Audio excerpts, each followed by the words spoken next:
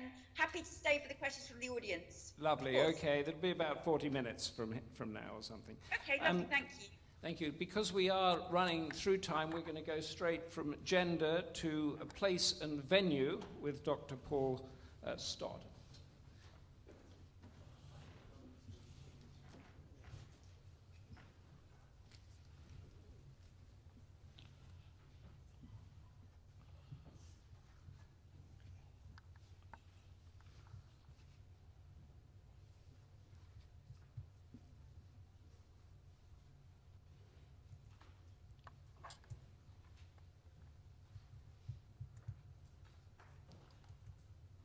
I did like that bit at the end, because we're sitting up here, three guys, right?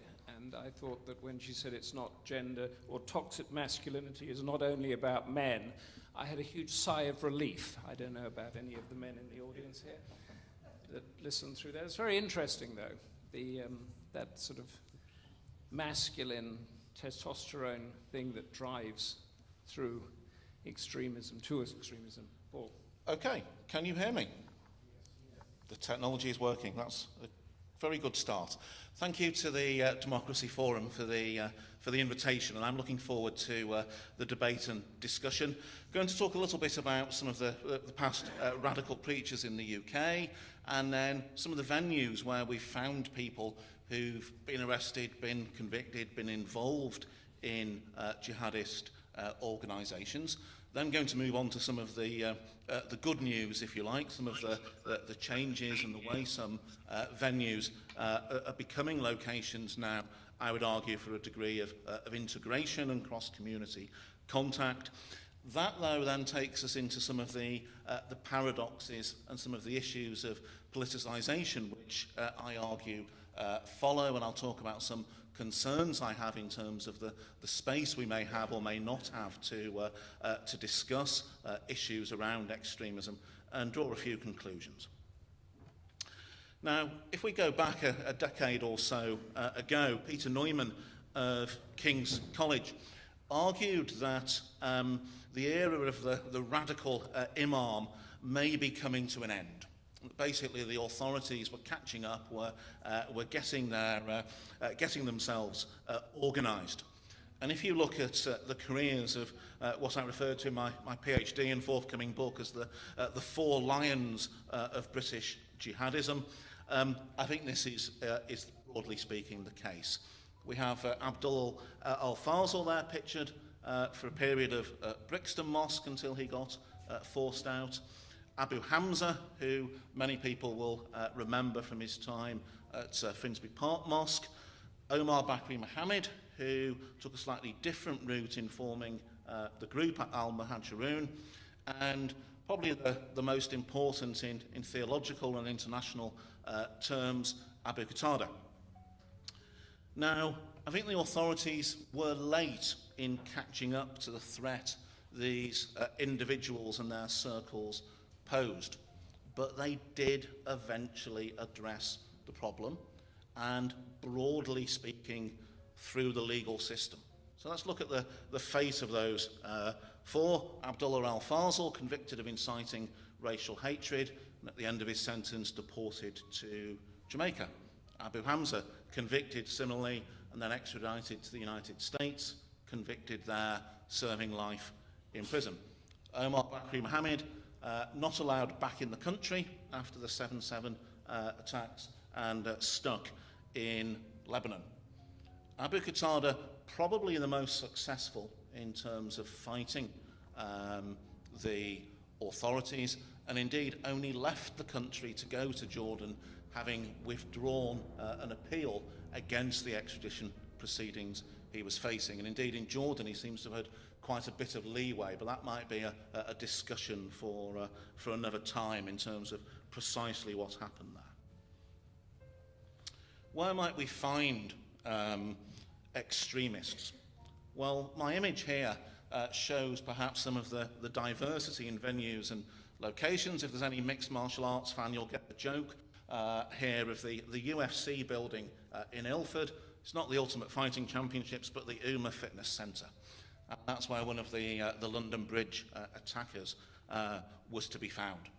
So we have a whole range of potential venues over the years, and I've probably not touched on them all here.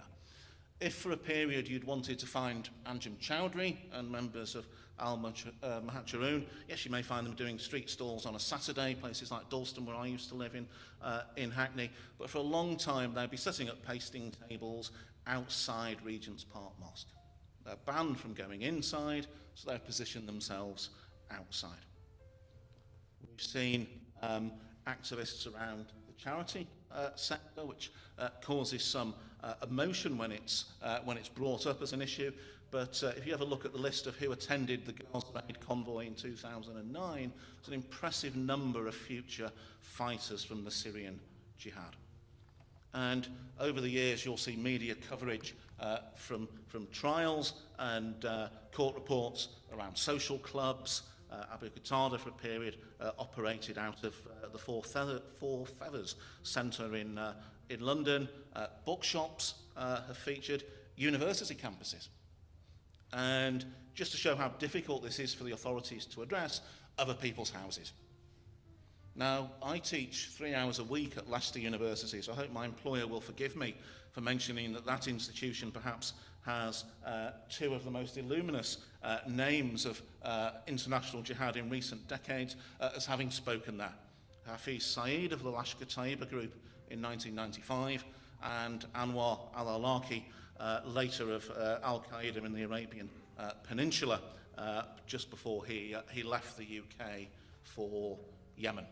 So some issues, as you can see from the range of venues that I've flagged up.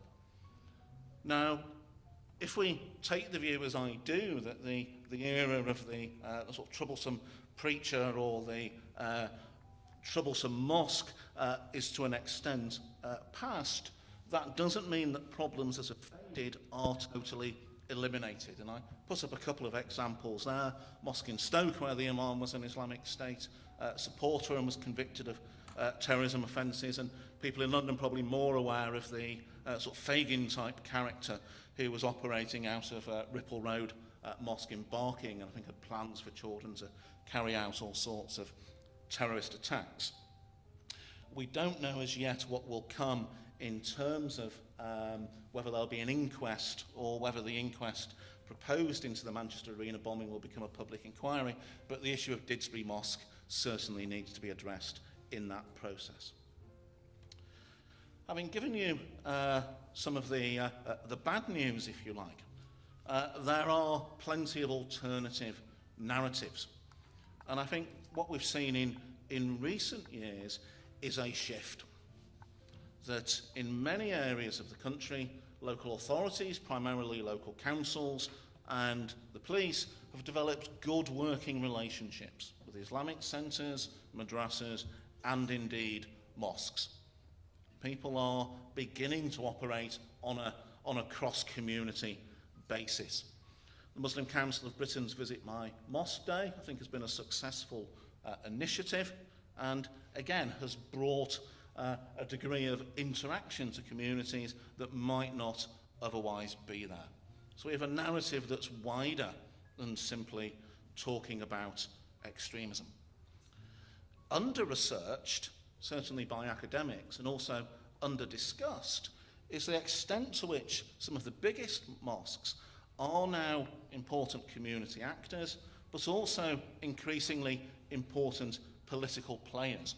You see this right at the very top level as a diplomatic player, the Regent's Park Mosque stroke Islamic Cultural Centre. My image there shows Nawaz Sharif when he was when he was Prime Minister of Pakistan on a visit, and indeed I used to follow some Pakistani journalists on Twitter who used to snap pictures of his Bentley going in and out of the mosque on regular visits to London. But that's an institution where the governing body is comprised of representatives of, I think, 10 different Muslim majority nations here in the UK. So in terms of where diplomatic business is sometimes conducted, that mosque is a player. At the more local level, I would argue Finsbury Park Mosque is an important political player in North London. the leader of the opposition, holds constituency surgeries there. We could talk similarly about the importance of East London Mosque in Tower Hamlets. If you wanted to know where Labour councillors are to be found on Waltham Forest Council, you'd look at Lea Bridge Road in Leighton. Under-researched, but important. There's things going on here.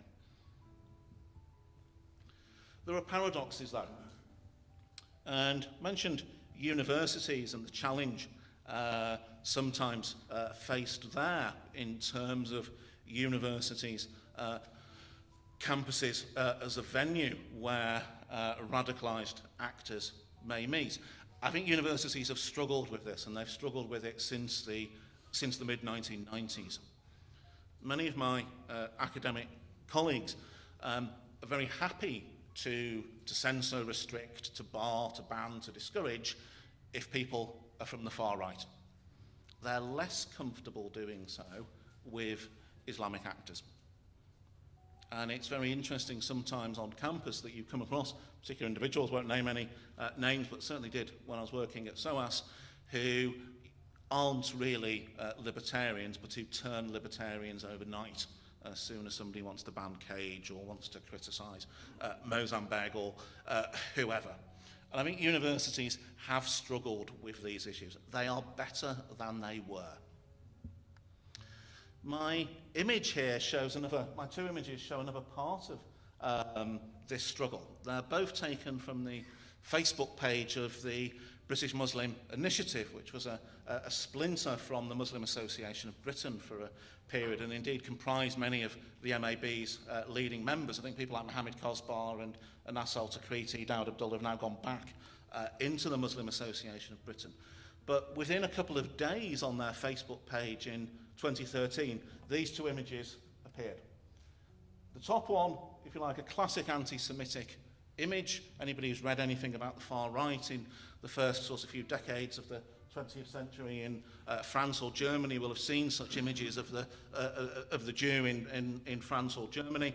And you know, he's squashing Al-Aqsa Mosque. The same week, you were invited to the open day at Finsbury Park Mosque. And it was sponsored by Islington Council. You can just about make out the logos at the bottom there. That's open day event sponsored by Islington Council and the Metropolitan Police. Either they didn't notice the image that preceded the open day flyer on Facebook, or they did and they decided to ignore it. And I could point out a similar example where the Leicester Muslim Welfare House, on their website, have a whole series of pictures of John Ashworth MP attending a dinner, an event at the mosque. The newsletter which advertised his visit made the point that the community was welcome, come along, meet the local MP, but no women allowed because the room was too small.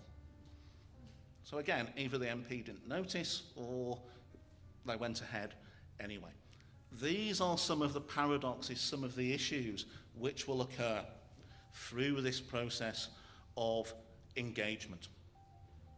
I also think there's been some challenges, particularly in terms of some of the Muslim Brotherhood-related groups who tend to be very pro-Hamas, where the government has avoided engagement with them at the national level since Gordon Brown's government was angered in 2009 by comments made with regards to British shipping in the Middle East and engagements at the local level. So, for example, one of the mosque trustees at Finsbury Park Mosque was a Hamas member. And that continued until 2017. So there are going to be issues, there's going to be challenges. And I put a couple of issues also where I think the police have developed, as I was saying earlier, good working relationships with institutions, but if you like, the nature of that relationship has become blurred, where we see police officers delivering letters on behalf of the mosque, or equally police officers attending demonstrations after silly things that Donald Trump said. You know, it's not really part of the job. So, looked at some good news, some bad news. I think it will become increasingly difficult to talk critically about some of the areas that I've raised in this talk. But I think once, as the Finsbury Park example perhaps shows, once the authorities have a good news agenda, and booting Abu Hamza out of Finsbury Park Mosque and replacing him with others is broadly a good news agenda, once they have that agenda, they don't want to lose it. Political space for open discussion around radical trends within British Islam will also narrow because of the lobbying of the MCB and the MAB. At times of real intensity, for example, following terrorist attacks, we're now seeing direct lobbying to journalists, to newspaper editors, in particular from the MCB and its media monitoring unit. So just before Christmas, we saw a terrorist attack in Strasbourg, an attack on the Christmas market, and several newspaper websites reported the gunman shouted Allah Akbar during the attack. They were very quickly contacted by the MCB and asked to remove those particular words. This wasn't helpful, this was speculative, could lead to problems. Those were the types of arguments being made. I think the news needs to report what has happened. It's up to others to analyse and discuss from there.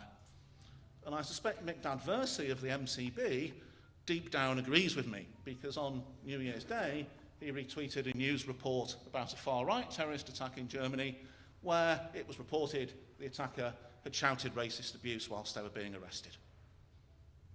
No different at all to reporting somebody shouting Allah Akbar or whatever.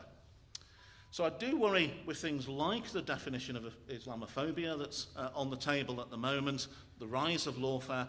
That political space is narrowing. And my final point really is to just say something very briefly on the investigation I was involved with Andrew Norfolk of the Times on into Al Ryan Bank and Qatari funding of British Islam earlier this summer.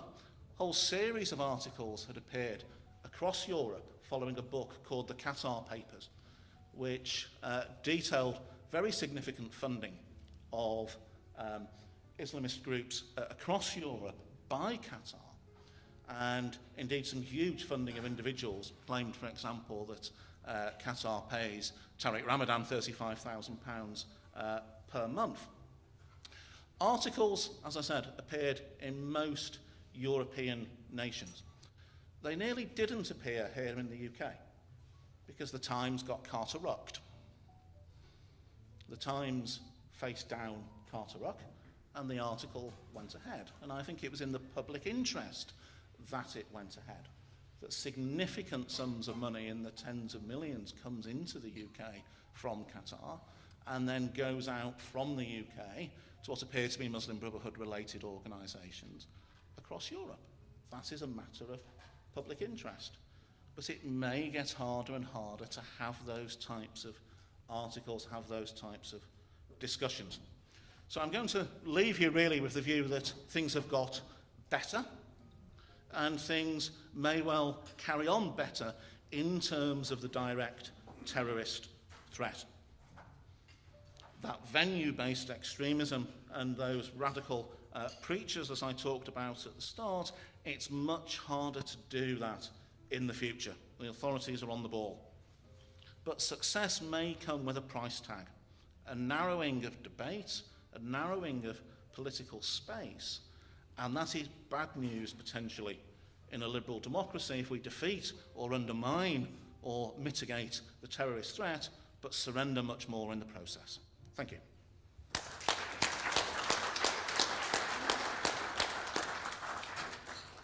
Are you doing it from here?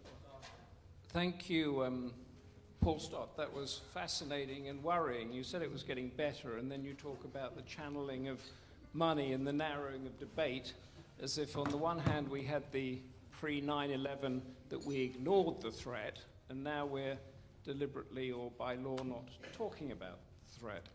And we're going to hear more about that now from Dr. Edgar Tempo, who is going to cover a lot of the same ground but from a different angle, looking at the points that came up on counterterrorism policy between 9/11 and 2009. Are we ready with the technology, or? The technology is ready. Brilliant. I've just noticed I can't actually see that portion of the room.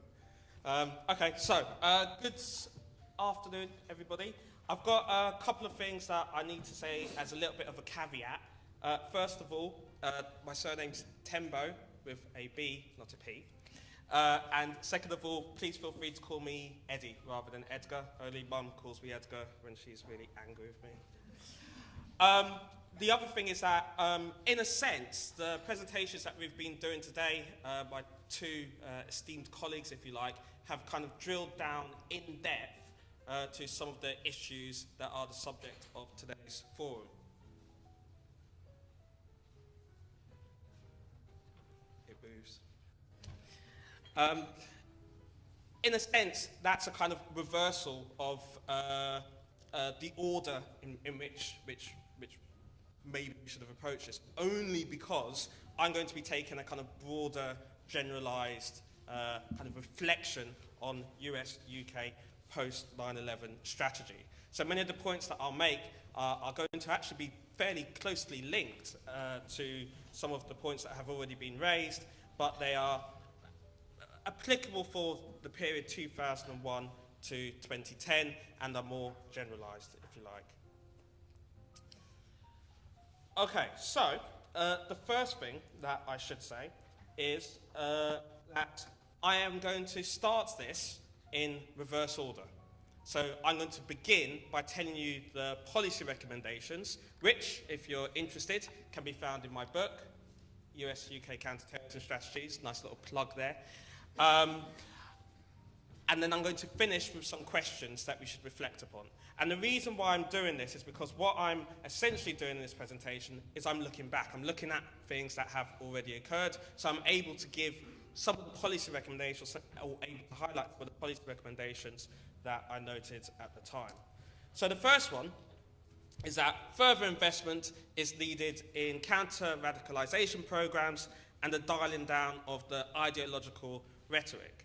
Yes, relationships have improved post, let's say, 2010, 2012, but up until that point, there was quite a lot of, let's say, rhetoric, negative rhetoric, that didn't make things better, and I'll come back to that in a moment.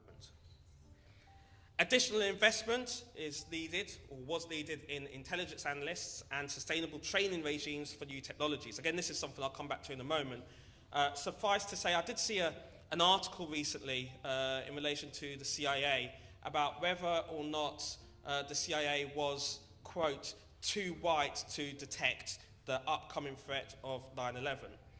It's that necessity for intelligence analysts that I'm highlighting here. Third, a campaign plan that facilitates joint up thinking between multiple stakeholders across government and the private sector. And finally, terrorism, I would argue, should be seen as an ordinary crime rather than something exceptional. The downside to that, of course, is that it would probably see me out of the job, seeing as I specialise in terrorism and counter-terrorism. Okay, so the next thing that I'm going to highlight, I'm actually going to skip over the slide, but I'll make the point, which is that when I teach and when I deliver talks, I say that there's two things that are essential that we understand when it comes to counter-terrorism. First of all, context. Somebody, I think it was the first speaker, mentioned context. Context is key. It is essential. Nothing that is happening today is the result of a nice linear trajectory throughout history.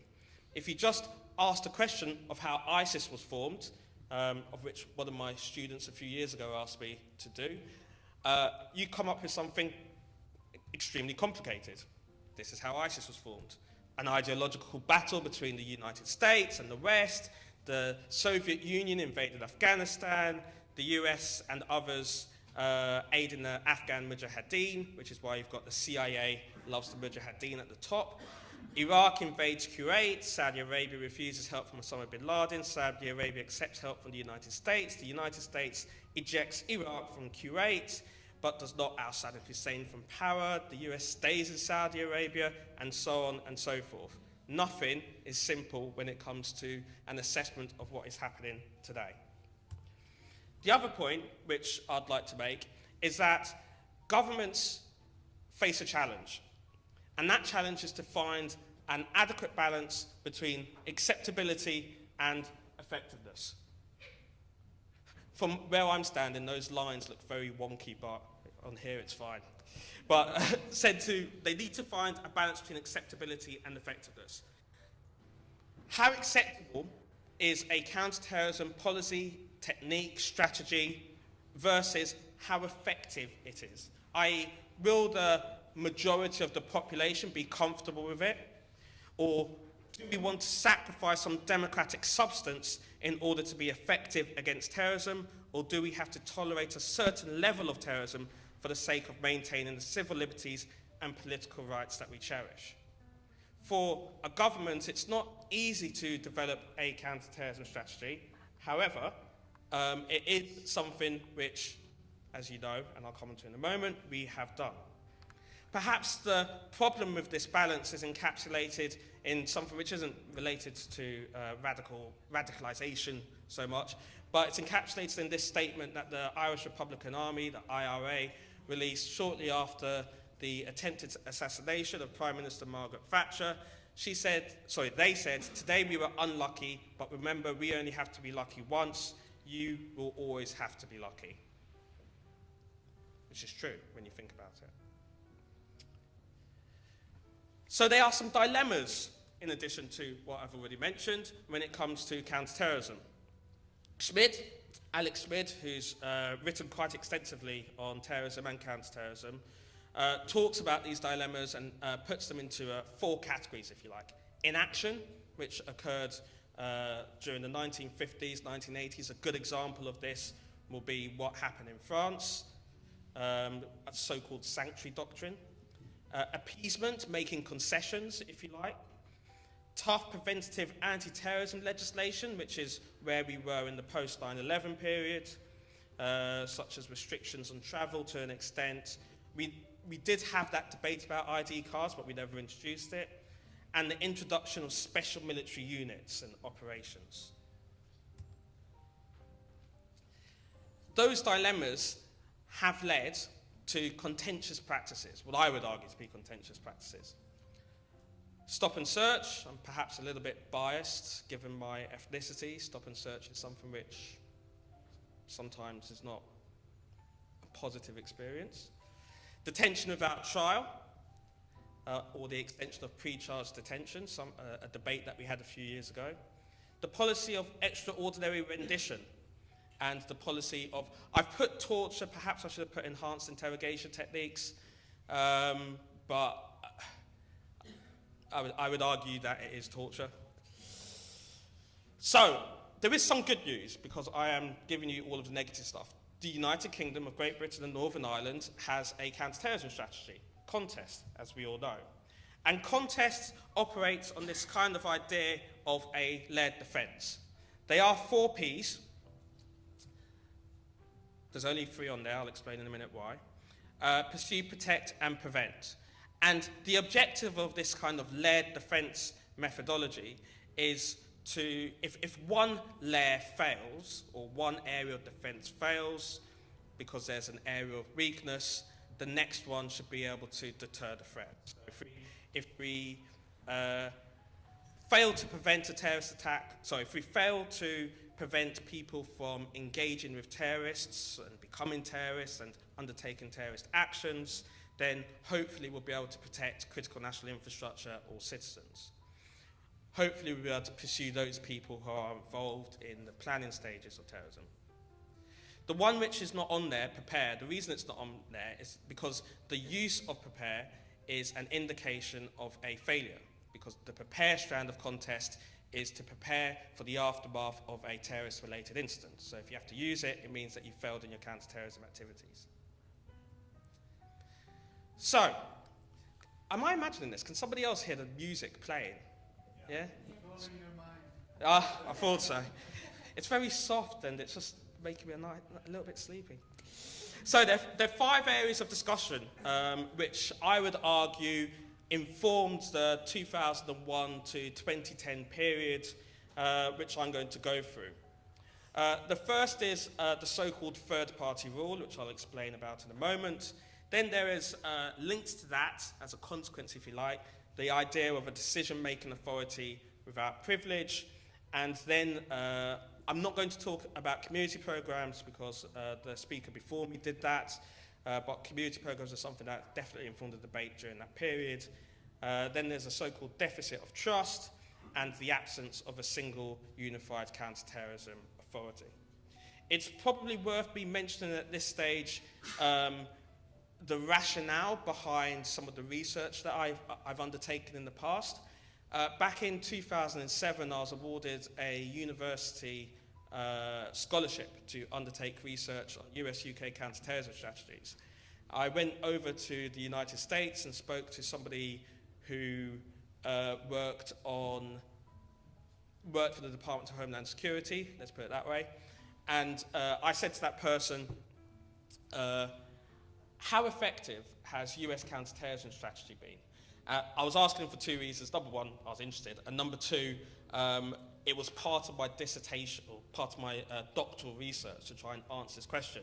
But I couldn't work out how I was going to measure effectiveness. It's not actually as easy as I thought it would be. It took me about 9 months to come up with a rationale.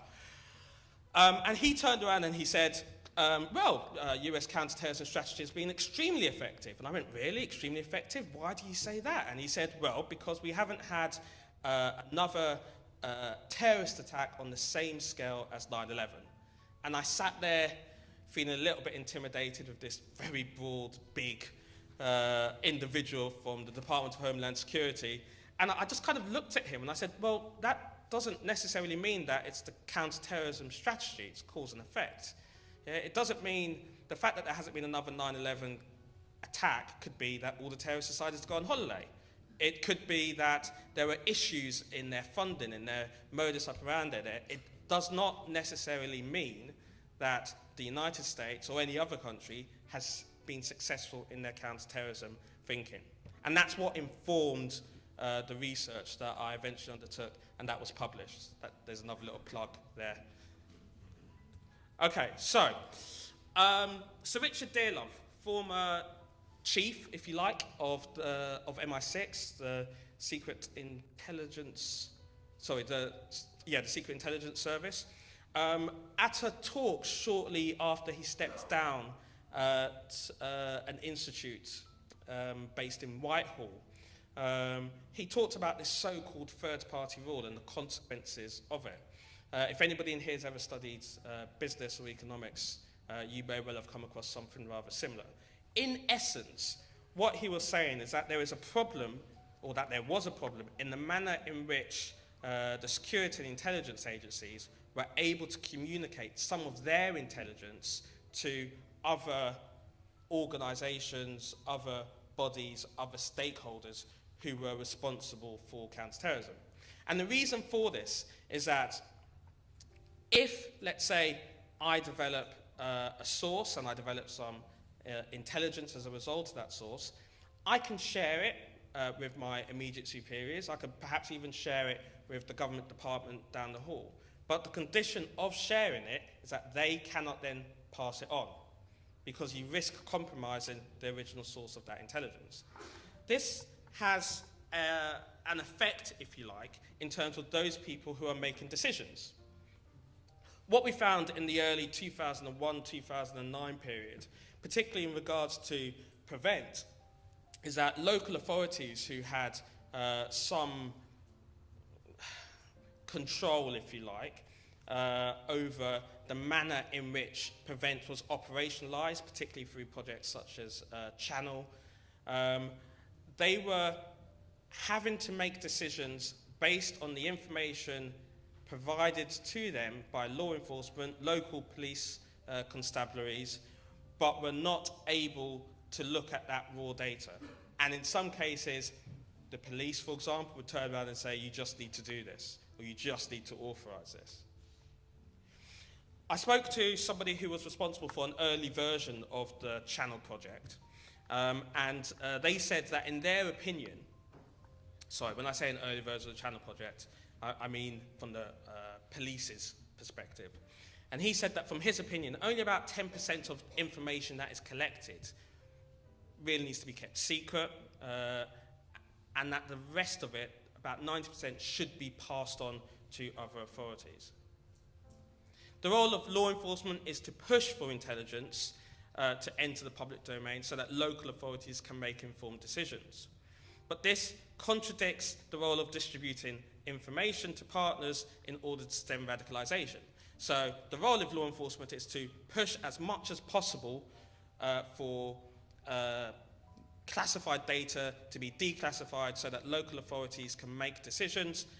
But the role of intelligence agencies is to try and keep as much of that classified in order to protect their sources, if you like. So this one I'm going to kind of like skip over because it's already been briefly talked about. But just to note that in the early post 9/11 years, there were a number of different projects related to the Prevent agenda. We had Operation Nicole, the Black County Imams Project, and now the Channel Project, which is almost like a kind of underlying backbone of our Prevent strategy.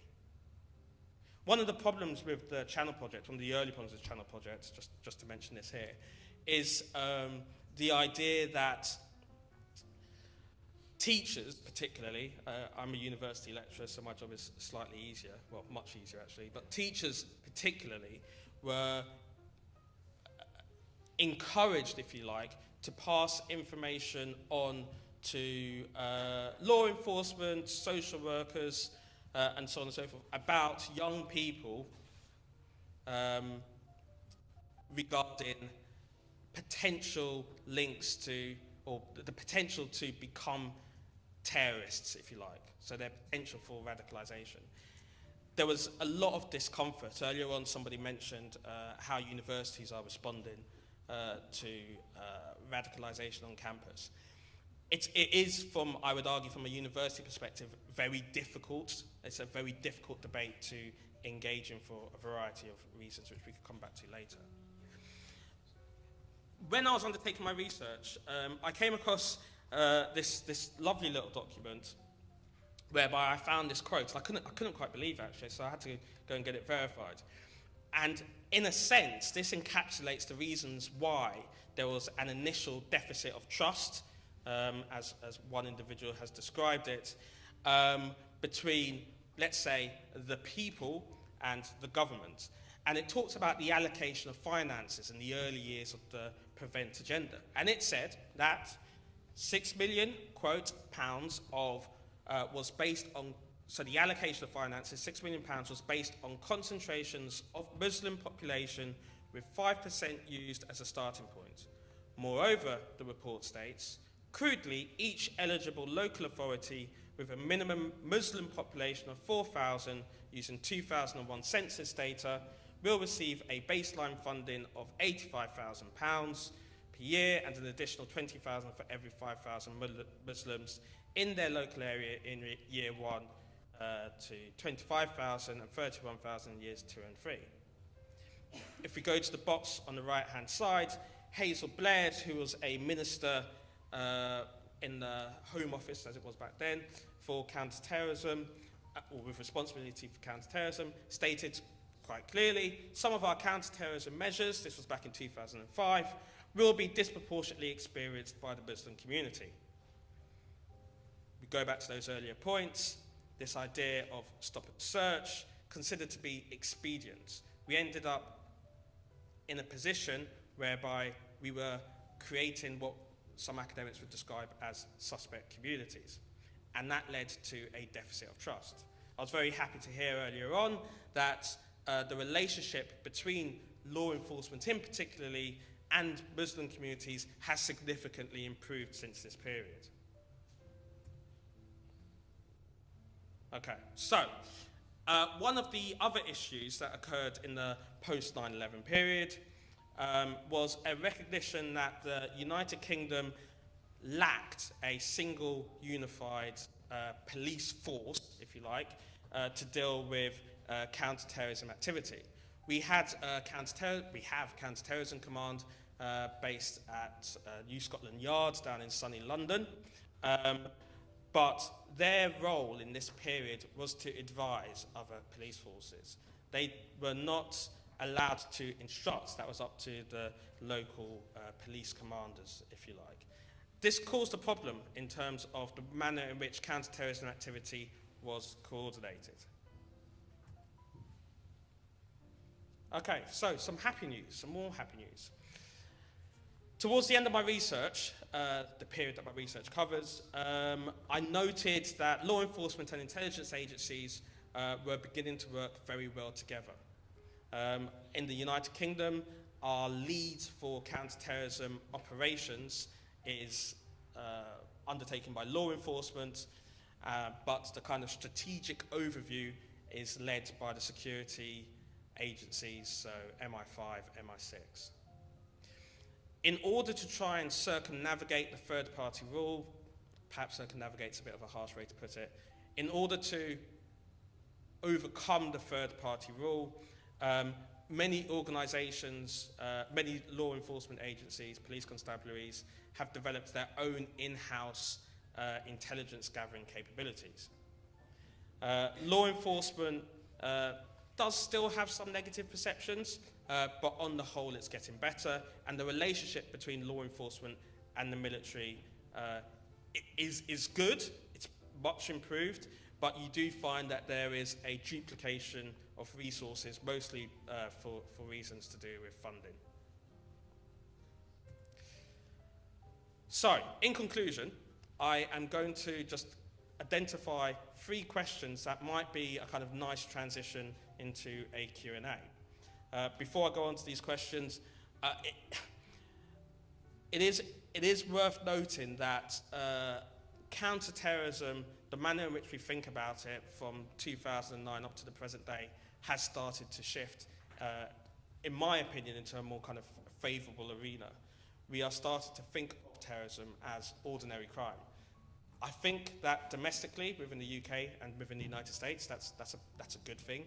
I think as soon as you treat it differently, then those people who are undertaking terrorist acts have something else in their armory in terms of recruitment. Indeed, the IRA, Irish Republican Army, for years wanted to be referred to by the British government as an army, because that gives them some form of legitimacy.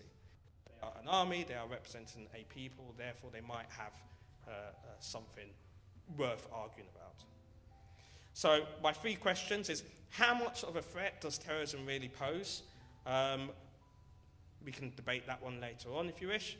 Do you think that states have struck an adequate balance between the acceptability of their strategies and their effectiveness? And how are we measuring that effectiveness? For the last one, if anybody has a great metric, which I could use in my next book, I promise you that I will put your name next to it in there. Thank you very much, ladies and gents.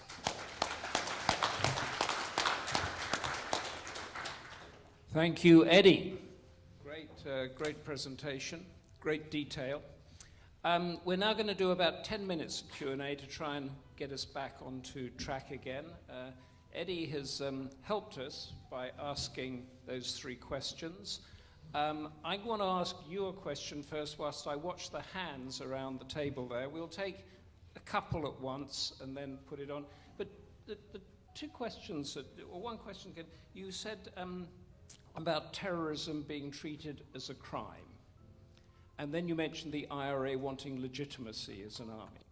Why is terrorism not treated as a crime?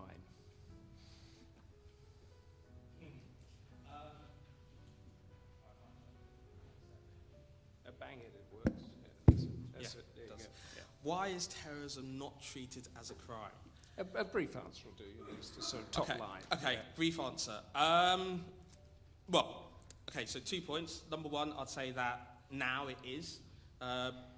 Post 9/11 period, it wasn't. It was treated as something that was extraordinary. Why? For a variety of reasons. I think in order to justify the manner in which we responded. Thank you. Yeah. And to create an industry that you don't want to be put out of a job on. That you Well, yeah.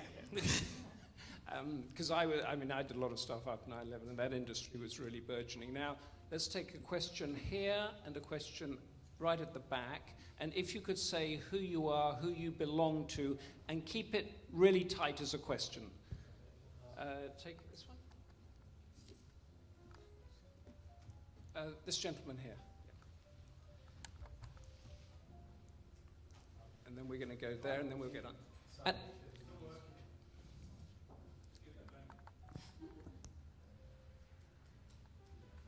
No?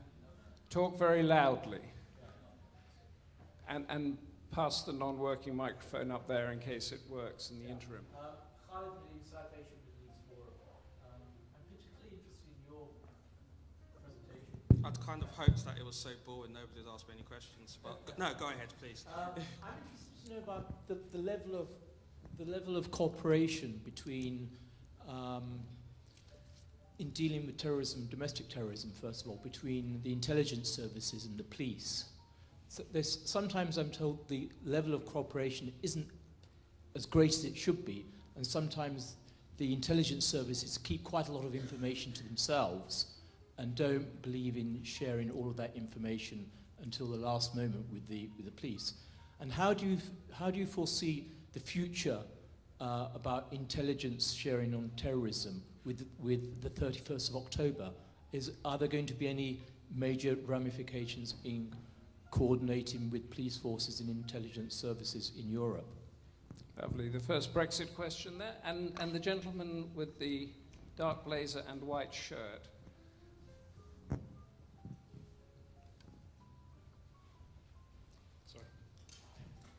Thank you very much, Matthew Godwin. I finished my PhD last year down the street at UCL, and I'm now a researcher at Parliament. And my question is related to some of the research I'm doing now, and I'm looking at extremism and comparing the English Defence League and the identitarian movement, which is an extremist movement that's gaining a little bit more prominence than it has done previously. And I'm interested in the socioeconomic origins of members of these particular movements.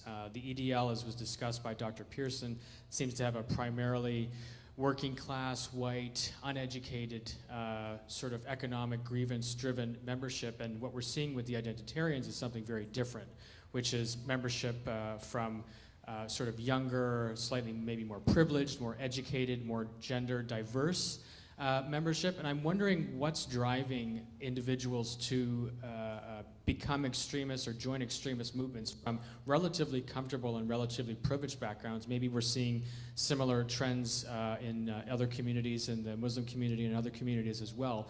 But I think it's worth exploring why individuals from those backgrounds are joining and what makes their motivations different from those from maybe less privileged backgrounds. So okay, thank you very much. Thank you. So we've got two broad questions. We'll get an answer from the panel. One of them is the post-Brexit and intelligence sharing scenarios, and secondly, what is driving particularly the wealthier, the better well off, the better educated towards extremism. Dr. Pearson, you still there? No? Elizabeth Pearson has left us, so we have the two experts here. Why don't we begin with the intelligence sharing, Eddie, there? Okay, so your question was divided into two parts. The second part, what's the significance of the 31st of October? No, I know the significance. Okay, I'll come to that in a moment. You haven't got too many moments.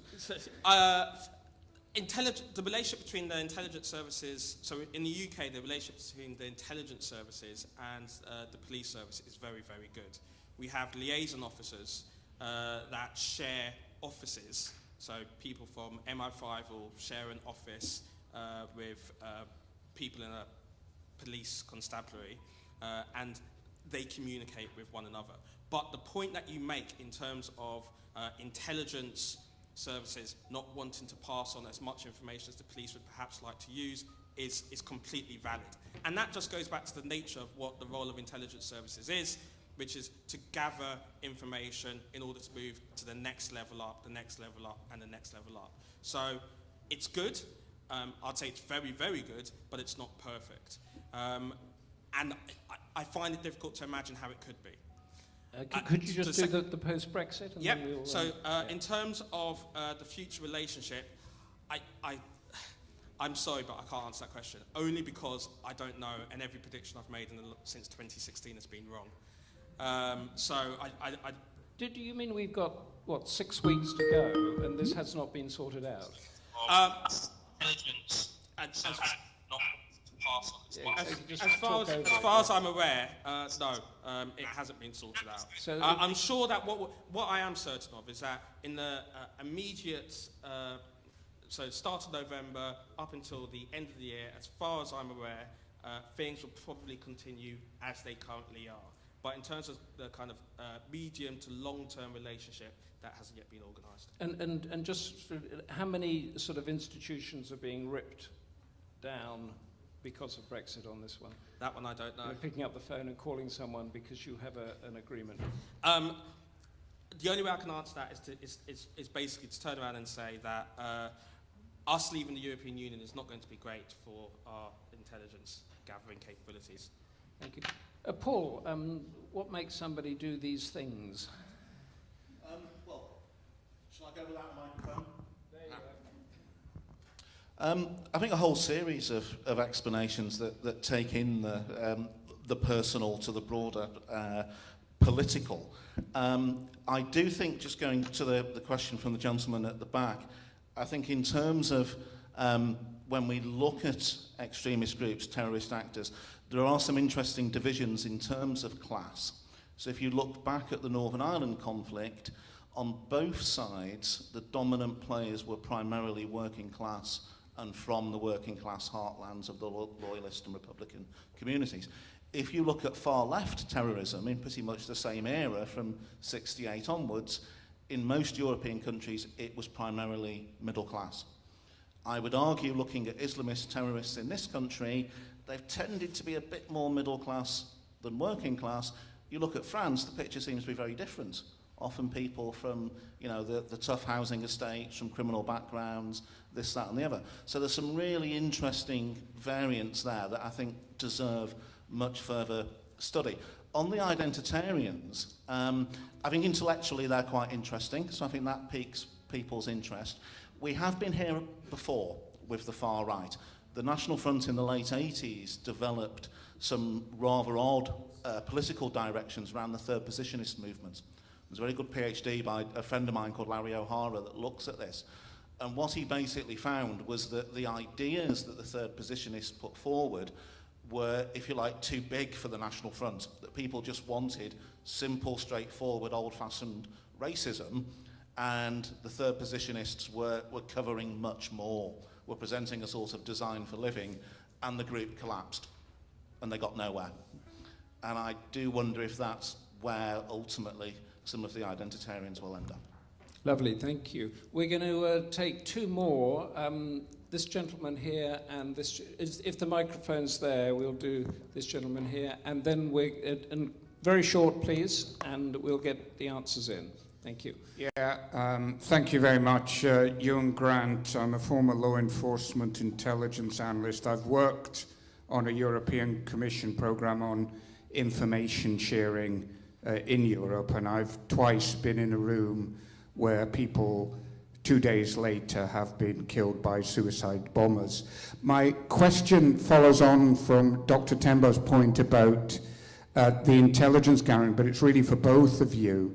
Are there any significant differences in the non-technical, meaning interception, in other words, we're talking the human intelligence, between intelligence held and used for far-right and Islamist?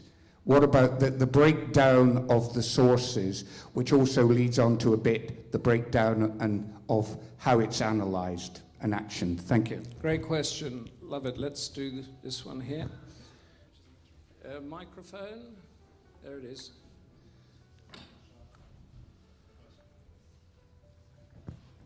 Hello, I'm Mehrab Baloch. I am a blogger and I do research on this thing. Many people believe that the biggest source of radicalization and extremism is a breakdown of the traditional almost all over the world. What is, especially I think Elizabeth is on, what is her opinion, yours as well, sir. Then Islamist extremists are adopting and reorganizing for the future, which is much harder to detect nowadays. What will be the solution and how they're going to be, dealt with in the future? Okay, thank you. Oh, could you just repeat the nub of the question, will you? The last question. Yes. So, Oh, sorry, the first one. Yeah, the first one is many people believe that biggest source of radicalization and extremism is the breakdown of traditional society everywhere, all over the world. What is your opinion on this? And then on the second question, Islamist extremists are adopting to the new environment and reorganizing for the future.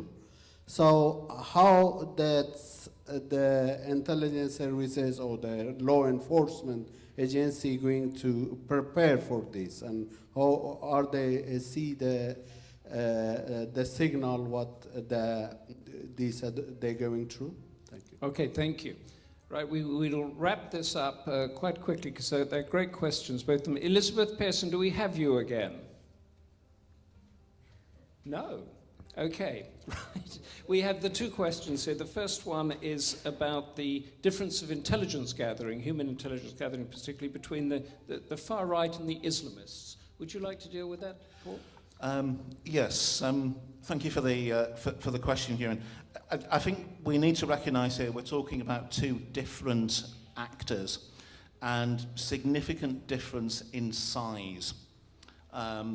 When you look at a group like National Action, which was the far-right group to be prescribed, you're talking about an organisation that was never capable of putting more than 50 or 60 people on the streets for a demonstration. And you compare that to the numbers, for example, in the UK, who went out to fight in Syria, or in the past who trained in training camps in Afghanistan or Afghanistan, Kashmir, whatever. You're talking about much more significant numbers. And the challenge for the authorities, of course, is different with the larger groups, because you're going to have issues around language, you're going to have the difficulties in cultural terms of penetration, different levels of community support. So I'm looking at this as an outsider looking in, but I see the challenges as very different, and so I think the focus almost certainly will be.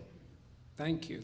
And then we've got the well, you told us to protect, prevent and pursue, but I think the question here was the breakdown of society and preparing. How do we prepare for the next generation of extremists and terrorists? Couldn't hear myself. I would say that the best way to prepare is to invest in our human intelligence gathering capabilities. One of the reasons why 9/11 arguably happened was because of a lack of human intelligence. All of our technological manners of gaining intelligence are fantastic and great, so on and so forth, but you need that human intelligence individuals who are able to get involved in these groups and pass information back, because the evolution of terrorism is going to happen. It's always happening. But it's incremental, it's in small steps, and the only way to appreciate when a step has taken place is to have somebody on the inside, I would argue. Thank you, Paul. Thank you, Eddie. That's great. It's coffee time now, but let's keep it to a very tight 15 minutes. I will call you for the next one. You can ask whatever question you want. And thank you very much. Let's give the panelists, Elizabeth Pearson, too, a huge round of applause.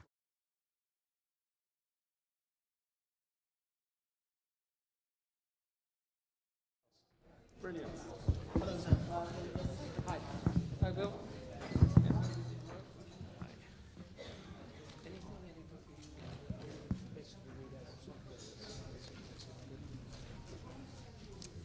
Welcome back. We have a working microphone, so we will take advantage of it. We're into the second session now, and the first one, in my view, really did drill down on a lot of stuff I didn't know or wasn't aware of. We're going to have the speakers in the order of which they're on the paper now. So we have Dr. Usama Hassan, who's from the Quilliam Society. Is it the Quilliam Foundation? Yes. And you're sort of quite new, but you're quite punchy, aren't you? We hear about you a lot. Yeah. We've been around for 12 years. 12 years, that's quite new, you know, when you go back generations and generations. He's going to tell us about the importance of engaging with theology in countering violent extremism. Then Professor Bill Dorodi, who's the chair of Risk and Security International Relations at the University of Bath. This is where the problem begins at home, the domestic cultural drivers, what drives people, and we were touching on that in the session just before the coffee break.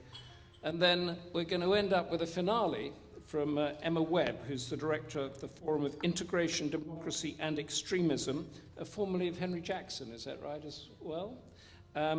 Looking at the ecosystems of extremism and how Islamists create power and influence. So what are the drivers that make these things happen? And without any ado, Dr. Hassan.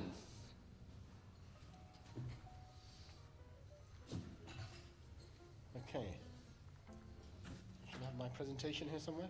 Sorry.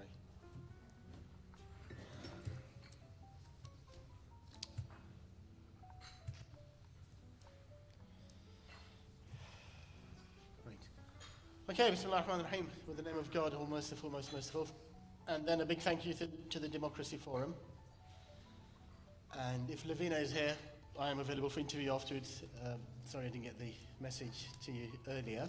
So I'm going to talk about what it says, the importance of theology in countering violent extremism. Now we've heard about many different factors. Of course there are many different factors why people get drawn into extremism and terrorism.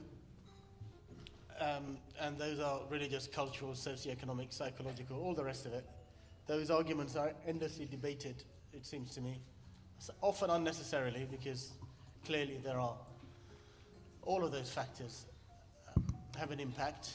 And I'm also a practitioner, of course. I've worked for the Channel Project part-time for the last 7 years. So talked to dozens of radicalized young men and a few women as well, actually.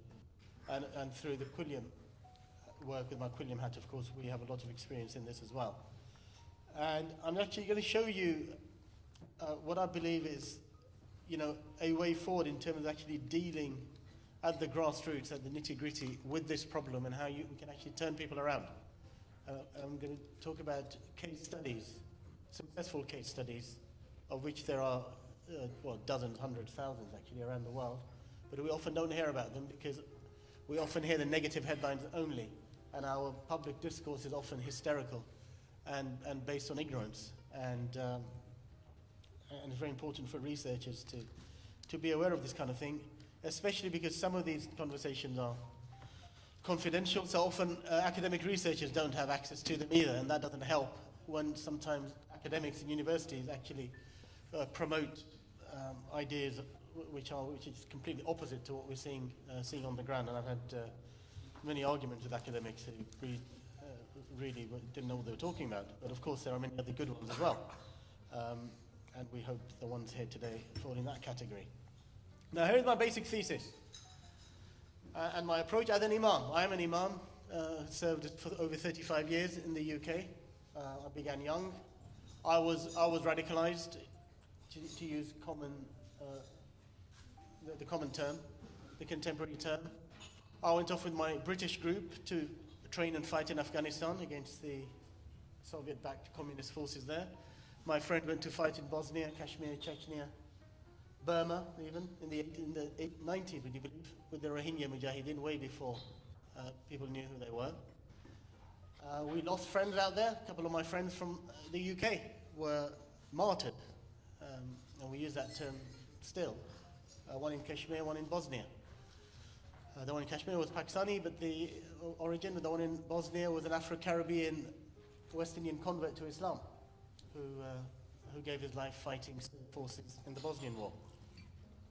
Anyway, if you're interested, you can read other stuff from me online. But through all of that, so I've been involved with Salafi circles. I've been one of the leaders of the Salafi movement in this country and around the world, actually, for the last 35 years. And I've seen the entire spectrum of Salafism and Islamism and the wider Muslim community.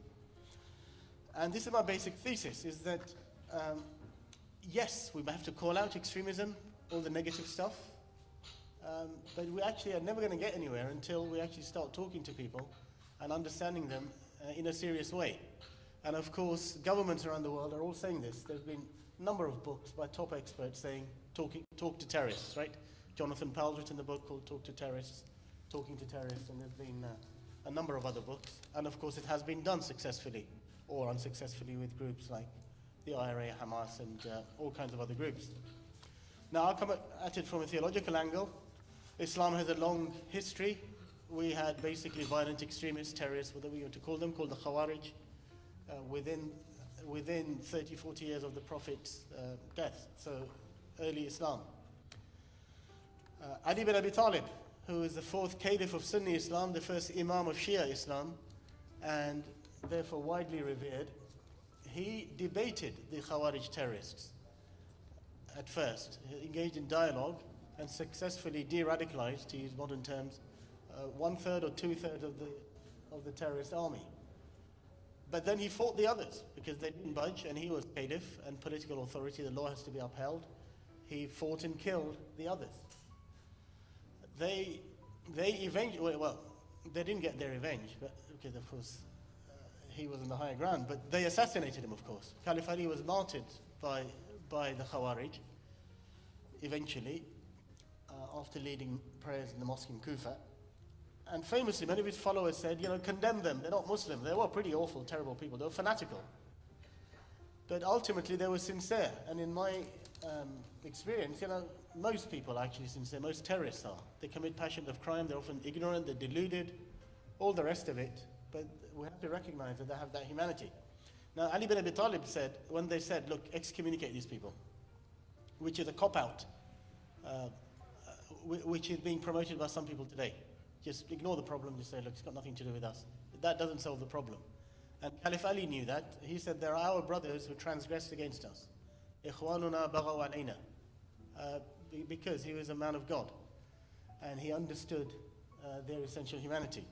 Now, similar to this would be something like what Professor Anthony Glees says, terrorists are made, not born. I mean, nobody is born a terrorist. No little innocent baby, which we all were once, I guess, is a nasty, evil terrorist or an extremist. It is influences, human influences, that turn people that way, and therefore, although difficult, they can be reversed. And thousands of successful studies show that around the world. If you're interested, you may want to read our 100-page detailed refutation of ISIS's manual called Fiqh al-Dima, the jurisprudence of blood. This is something we published last year, myself and my colleague, another imam. The jurisprudence of blood, that's the terrorist training manual, with all the arguments, the method in their madness, if you like. And so we had to calmly sit down and deal with their religious theological arguments, because we know that motivates a lot of people, quite apart from the other factors. Now, I'm just going to actually summarize what I've found in my own experience and many, many others, what some of the essential theology or feeling boils down to. And many of you are familiar with the us and them narrative where it starts, but in the, for Islamists in particular, and much wider, I would say. So I grew up with this map on our living room wall from the age of 5 or 6 in London, produced by the Islamic Foundation in Leicester, a major institution in British Islam, with historical links to Jamaat Islami, but obviously moving on now. And as you can see, it's a map of the world with the countries of the world colored according to the percentage of the Muslim population. So as you can see, what people call the Muslim world is green, pretty much. Green, dark green, light green. And the more non-Muslim the country is, if you like, is more pink and red. Yeah, so you can see Britain is reddish. The most non-Muslim countries are the pink ones. And understandably, everybody had an identity, you know, whether it's political or religious or a mixture. But I was deeply influenced by this, as was a whole generation. We started to think about countries in terms of whether they were Muslim or not. And what happens is that that leads to the four principles, which I will come on to. The four principles of Sunni Islamism. And Shiite Islamism is slightly different, but very close. It starts with this idea of the Muslims versus the rest. All right? That binary distinction. And us versus them is common in all conflict. But in this case, it's Muslims versus the rest. Now, if you regard yourself as a separate nation, an ummah, separate to everybody else, it's natural to then want a state.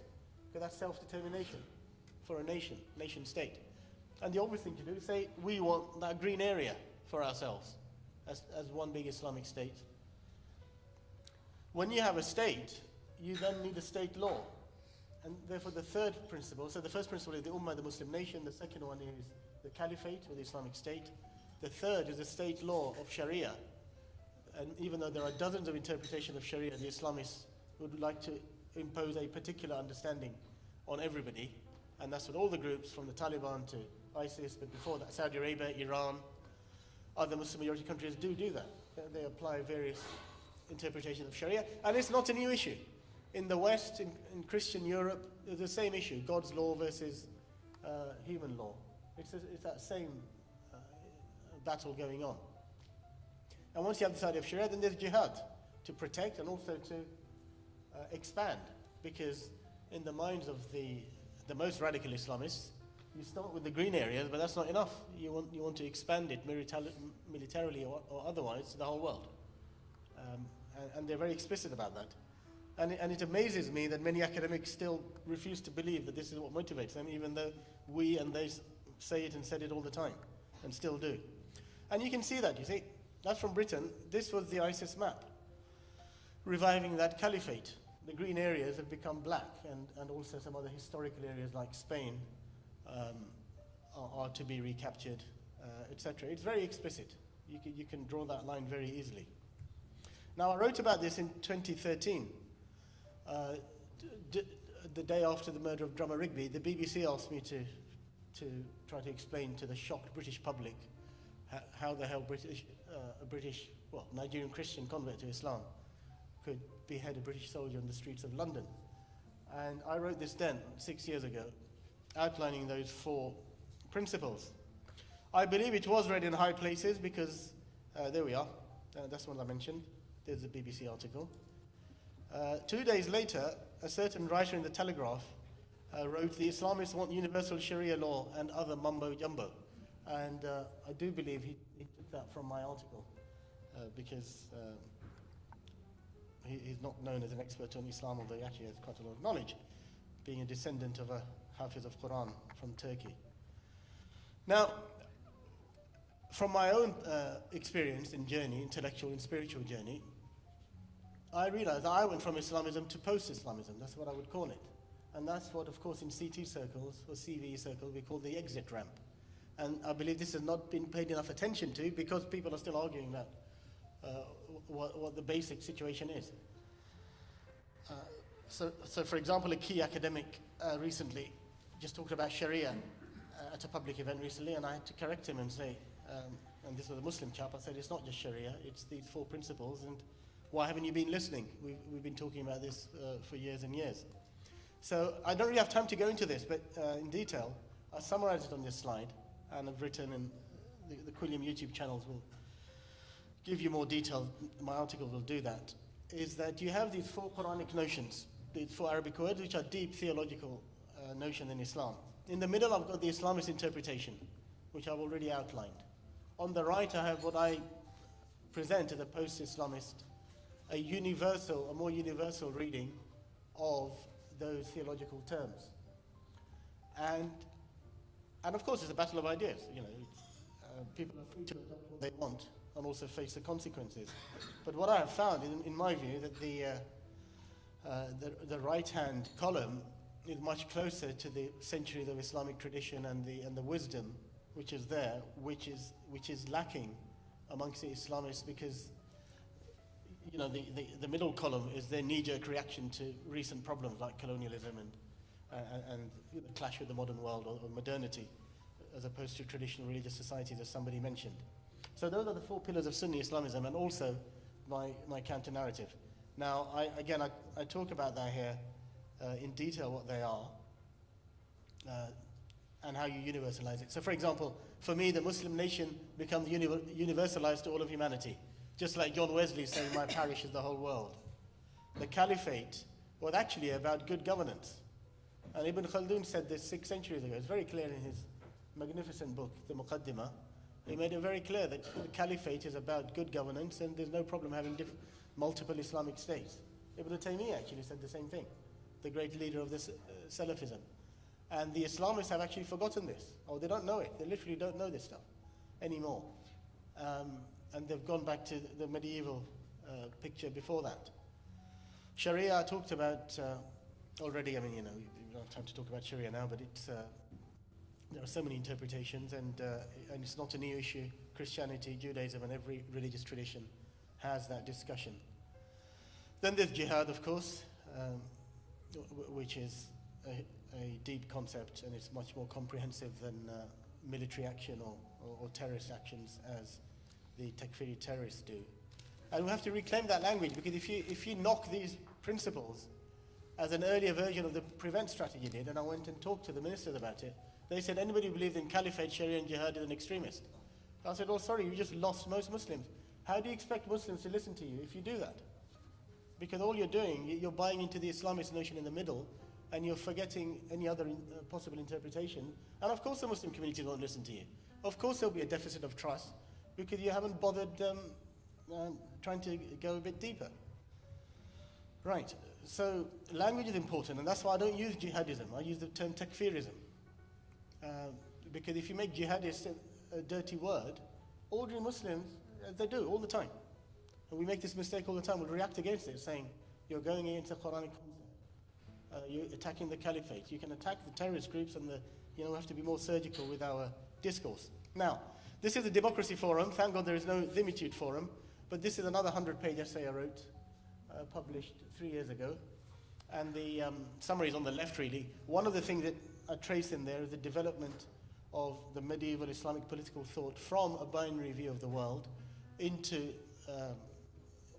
the plurality of today in multiple nation states. I gave you a glimpse with Ibn Khaldun and Ibn Taymiyyah, but there's much more than that. And if you're interested, my YouTube talk of 20 minutes is there from SOAS from 4 years ago, where I go through the key points of that. Now, and these diagrams, I'm not going to go through them now, but you can get from the binary ISIS, Al-Qaeda medieval viewpoint to modern viewpoint, tracing right through Islamic history. But I don't have time to do that now, but it is being used actually as the bedrock of some of the Home Office work right now on theology, because it's been accepted and endorsed by the religious scholars in this field. I've already covered this point. So at least a couple of success stories. Over the last couple of years, there's more now, but I've dealt with radicalized and also convicted terrorists in prison. And guess what? They believed, when I talked to them, they believed in these 4 concepts. They always came up. Another one came up last week, actually. And I sat down with them in 4 or 5 sessions, patiently, took them through these ideas and said, look, do you know there's different interpretations?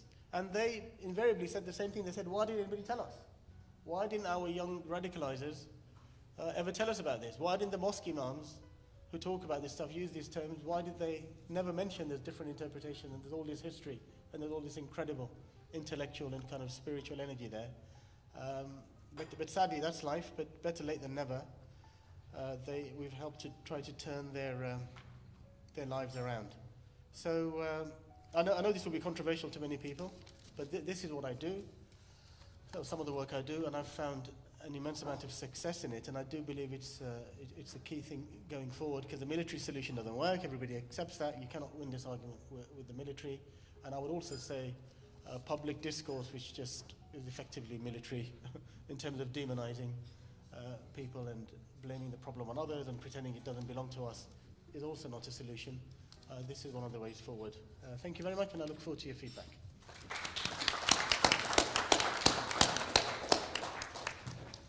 Thank you. That was fascinating, not least because we saw what the religion was and then how it was hijacked. I mean, for us that aren't as intimately involved as yourself, this word jihad, which is automatically associated now with a terrorist, it doesn't mean anything of the sort. And the way to do it is through logic and persuasion. We're now going to Bill Derodi from the University of Bath. The problem begins at home, domestic cultural drivers, and the alienation and extremism. Bill, thanks. Well, thank you, and thank you to the Democracy Forum for the generous invitation. Next week, I'm going to be faced with the first generation of students who were not even born when 9/11 happened. And I think it's an important moment to reflect upon that. We've had 18 years of discussion, interventions, and you decide for yourselves what you think has worked, what hasn't, and you draw up your own balance sheet. But my pitch to you this afternoon is to say that if all that we do is focus on so-called extremism and extremists, then we're not really addressing the problem.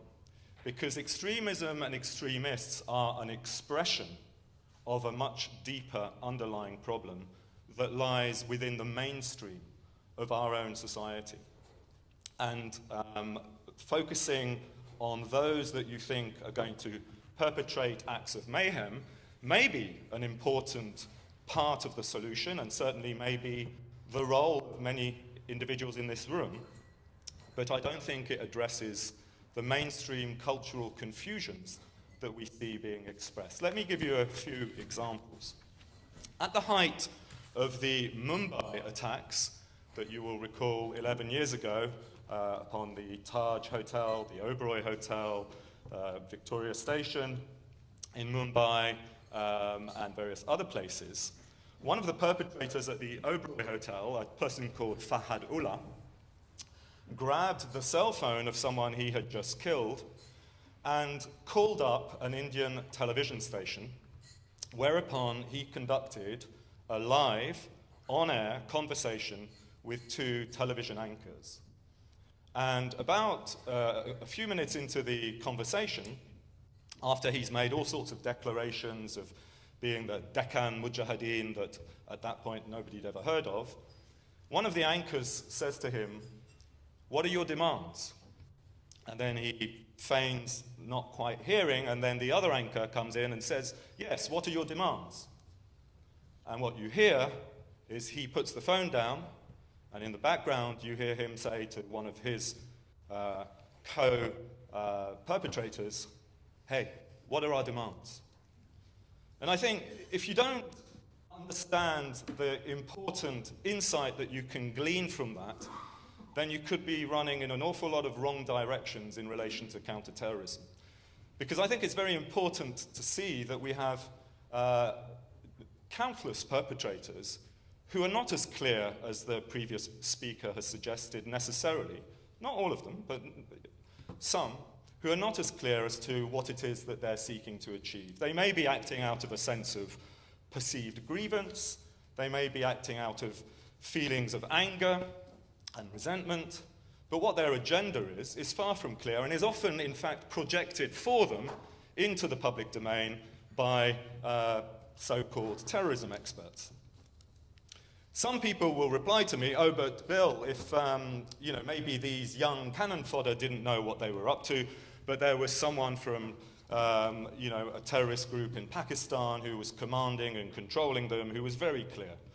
But we're 11 years on since Mumbai, and nobody's come forward to claim responsibility or to identify what their agenda is. So I think we should dismiss that. We assume that terrorism may have something to do with Western foreign policy, although I suspect we all know deep down that Western foreign policy has been far more barbaric in other parts of the world in the past than it necessarily is today. We assume and project that it has something to do with race, religion, deprivation, and then this constant reference to the word grievances, which I think it's probably better to understand as a sense of grievance, which may even be encouraged within our own educational system here in the United Kingdom.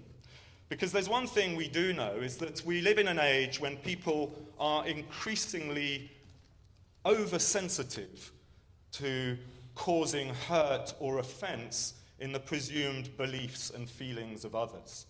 People are walking on eggshells when they ought to be having robust conversations about politics, religion, or community. And they're trying to skirt around issues and avoid using particular terms that are projected and perceived of as being insulting or hurtful. But that has led to a degree of paralysis on our part. People are fearful and reluctant to engage, confront, or even just promote what it is that they believe in and stand for. Maybe because Western society today is far less clear about what it believes in and stands for than it may have been, rightly or wrongly, in the past. Avinash Tharoor was a student at the University of Westminster at the same time as Mohammed Emwazi. Emwazi, you will know by the name of Jihadi John, and went round decapitating various people during recent conflicts. Avinash Tharoor wrote an opinion piece in the Washington Post on the 27th of February 2015, in which he recalls a class at the University of Westminster on Kant's democratic peace theorem. Now, I don't want to bore you all with international relations theories, but essentially the idea is that democratic societies are held to be more peaceful than others. But during this class, a young woman who wore the veil stood up and announced to the lecturer, "As a Muslim, I don't believe in democracy." And what Tharoor notices and reflects upon in his comment piece is that the lecturer did not know what to do. Maybe for fear of causing offense to the presumed belief of others, maybe because she was a woman and a Muslim, but he was paralyzed. And I want to suggest to you, it's not just academics that are paralyzed. We increasingly see a political class and social leaders in all avenues that are paralyzed, unable to articulate their values, their beliefs, their agenda, for fear possibly of having it confronted, for fear of causing hurt to others, or worse still, simply because they don't know what it is that they believe. We have evidence of schools in France, the lycées, where history teachers are now reluctant to teach certain aspects of the core curriculum for fear of the comments that they will receive from Muslim students in the class. The Holocaust apparently causes a sense of merriment, or people saying it's all made up. And we have, even in this country, publications advising history teachers on what's called teaching difficult content in the curriculum. Sometimes it's better to skirt around it or avoid it altogether. And I want to suggest to you that a country that forgets its past is a country that's probably not heading very far into the future. In 2015, during the general election campaign, Tristram Hunt, remember him? Maybe not. He's now the director of the Victoria and Albert Museum, because once he realised he wasn't going to be in government, he didn't want to be in Parliament either, a bit like David Cameron. He was out campaigning, and he had written just a couple of months before an opinion piece that went under the title, "Why We Must, as the Labour Party, Confront and Defeat UKIP." He was campaigning, and he sat down for a photo opportunity, you know how well those work, in a school in Derbyshire, next to a young boy, and said to him, in front of the BBC cameras, "If you could vote, who would you vote for?" And famously, the young boy answers, UKIP. At which point, Tristram Hunt, a bit taken aback, says, I see, and why is that? And the young boy continues, "Because they'd kick all the foreigners out." And Tristram Hunt goes, "Oh," stands up and walks away. And I want to suggest to you that if that's a member of, at the time, any future government, you can see the extent to which moral capitulation and confusion as to your own values has seeped into the top end of British society. If we look at the government's prevent strategy, which has been spoken about just now, the emphasis is on identifying those vulnerable to being drawn into terrorism. Those vulnerable to being drawn into terrorism. The language is imbued with the language of child protection, poor, vulnerable children. But actually, anybody who's ever looked at those who go off to fight the jihad or in Syria or Iraq will discover many of these young individuals are rather forceful, willful. They're far from being poor and vulnerable. They're smart and willing to act. And I suspect we'll discover that legislation is no solution in relation to that. What we have in the prevent guidance and now prevent duty is a duty to be seen to be doing something. Because you know and I know that you cannot legislate terrorism out of existence. Public officials impose a duty on certain public institutions to report those held to be vulnerable to becoming terrorists, and those institutions, knowing who pays them, are more than happy to begin the process of acting accordingly. What you have, increasingly, I suspect, is what might be described as an age of bad faith, where people don't even say what they really think, that this might not work, and act simply to be seen to be doing what the government asks them to do. But if you meet young people, as I'm sure many of you do in your daily life, my suspicion is this. I find in my experience that young people today are no more problematic than young people in any generation. They are energetic, passionate, looking for things to believe in and groups to belong to. And if anything, it's our inability to provide them with things to believe in and organizations to belong to that then projects them into looking for those kinds of things in other places. So again, it's a failure of the mainstream rather than a supposed attraction of the extremes. A good friend of mine, quite a few years ago now, went back to her old university to meet her old law professor, and he sat her down and said, look, I can't discipline students in quite the same way as I did when you were here. You know, I can't lock the room at 9 o'clock and say, if you're late, go away. I can't force them to memorize case law because they've all got their laptops and they can just scroll through and see what's happened in any particular case. And he came across to her as basically a bit jaded and worried about student satisfaction surveys, the bane of many academics' life. She then, in the evening, went to the Islamic Society meeting at the same university. She found many of the same students entering the class, law students, and the hungry young cleric running the class, confiscating their cell phones and laptops as they came in, and then expecting them to memorize the Quran.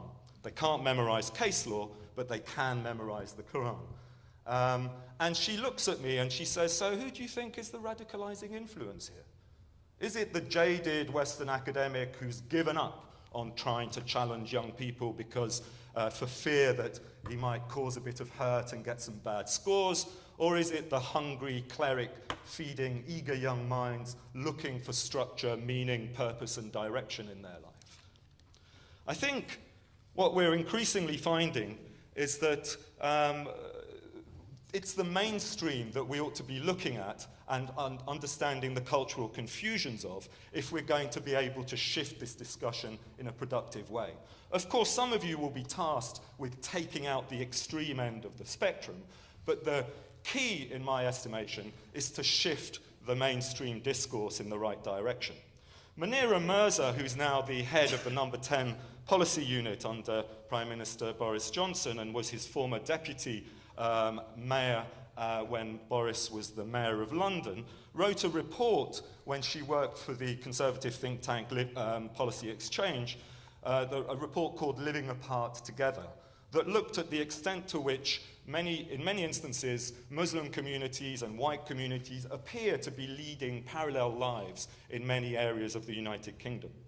In that report, she reflects on a piece of research that had been done that asked people, do you support and respect organizations like Al-Qaeda who claim to be standing up for and fighting on behalf of Muslims.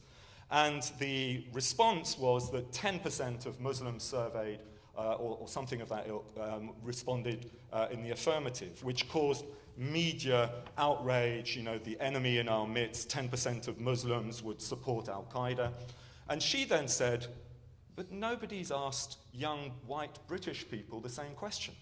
And so she went out and she asked the white community, do you respect and might you support organizations like Al-Qaeda? And she found that the figure was much lower, it was 2%. But as she points out, 2% of 65 million British people is a lot more than 10% of 2 million British Muslims. So if you're going to really address the problem, you're going to have to examine a much wider level of disconnection and resentment in society than simply the acute cases. It's now 10 years since we had that episode of rioting across the United Kingdom in most urban centres. And one of the lessons from that wasn't that it was the poor who were rioting. It wasn't solely the racially excluded, or even the poorly educated. Many of the people who came up to magistrates' courts the following week were found to be the sons and daughters of rather wealthy families who just took part in smashing up their local neighbourhood and ransacking a few local shops. What you have is a degree of disconnection from contemporary society, which I think not sufficient people reflect upon, that is widespread right across the board. In fact, it was noticeable, and I say this because this is obviously a forum primarily established for the South Asian community, it was noticeable that it was Sikhs in West London who sought to defend their properties against the rabble rioting, and who would say the police were nowhere to be seen. We've been left to do the job of upholding public order and our moral outlook in a period when the establishment's own forces of authority are quite transparently absent. The official response to terrorist incidents today and other shooting incidents is to run, hide, and tell. I think that speaks volumes as to the official mindset, as to either their projection of what the public ought to do in such situations, or indeed their own view of what the situation is. Don't confront the problem, run away, call out the professionals. Now, of course, none of us in this room knows how we would personally respond if we were caught up in that kind of incident, and it's not for me to tell anyone to go and confront the perpetrators. But I am thankful that I still live in a society when, halfway through the London Bridge attacks a few years ago, one of the individuals in a pub, confronted with someone shouted, Allah Akbar, went up to them and said, "Fuck you, I'm Millwall." And I think encouraging that kind of attitude at a wider level in society, a sense of, you may not agree with that person's values, but at least they have some values and standards that they want to see applied, might go a long way to addressing some of the confusions that exist, not just amongst young Muslims, but amongst a much wider layer of disconnected, alienated British youth. Thank you.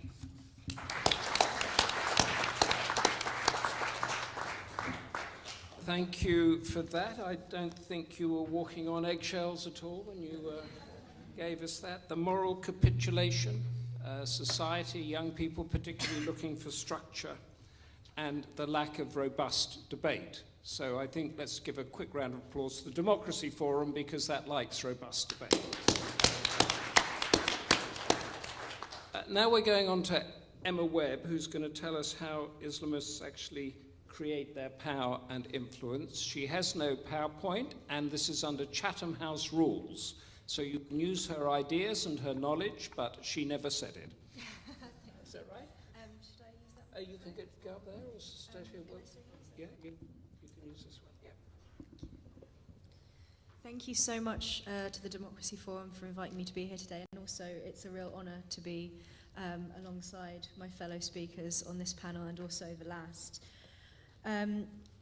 So as mentioned,